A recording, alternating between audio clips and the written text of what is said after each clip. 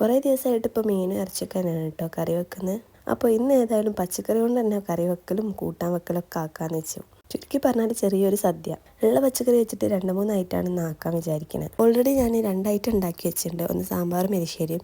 മോൾക്ക് സ്കൂൾ കൊണ്ടുപോകാൻ വേണ്ടിയിട്ട് ഞാൻ അതേനും ആക്കിയിട്ടുണ്ടായിന്. പിന്നുള്ളത് അവിയൽ ഞാൻ മോളെല്ലാം പറഞ്ഞതിന് ശേഷം ഒരു 10 മണി കഴിഞ്ഞതിന് ശേഷമാണ് കേട്ടോ വെച്ചത്. മുരിങ്ങക്കായക്ക് ഇപ്പോൾ വില കൂടിയ കാരണം ഞാൻ ഏതിലും മുരിങ്ങക്കായ ഇട്ടിട്ടില്ല. മോർണിംഗ് ഞാൻ അന്നോട് പറഞ്ഞു ഇന്ന് ചെറിയൊരു സദ്യയാണ് അമ്മ ആക്കുന്നതെന്ന്. അന്നേരം എന്നോട് ചോദിച്ചത് അതിലെ മുരിങ്ങക്കായ ഇടുമോ എന്നുള്ളതാണ്.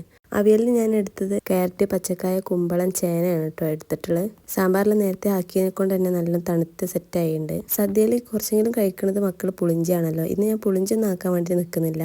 കുറച്ച് ദിവസം മുന്നേ ഇക്കാൻ്റെ ഉപ്പ കുറേ പച്ചമുളക് കൊണ്ടുവന്നിട്ടുണ്ടായിന്. ആവശ്യത്തിലേറെ പച്ചമുളക് ഉണ്ടായി കഴിഞ്ഞാൽ ചീഞ്ഞ് പോകുക എന്നുള്ളതിനെ കൊണ്ട് ഞാൻ കുറച്ചെടുത്തിട്ട് പുളിഞ്ചി ഉണ്ടാക്കിയിട്ടുണ്ടായിരുന്നു. പച്ചമുളക് അത്യാവശ്യം എരിവുള്ള കാരണം അതിൻ്റെ ചാറും നല്ല എരിവേന്.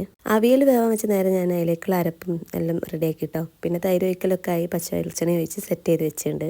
സാധാരണ രാവിലത്തെ നാസ്ത കഴിക്കൽ അന്ന് പോയതിൻ്റെ ബാക്കിലാണ്. ഇന്ന് ഞാൻ നല്ലോണം ലേറ്റായി കാരണം വേഗം ഇതാക്കട്ടെ എന്ന് വിചാരിച്ച് നിന്നതേനു. ഇന്ന് നാസ്തക്ക് പുട്ടും പഴവേനു.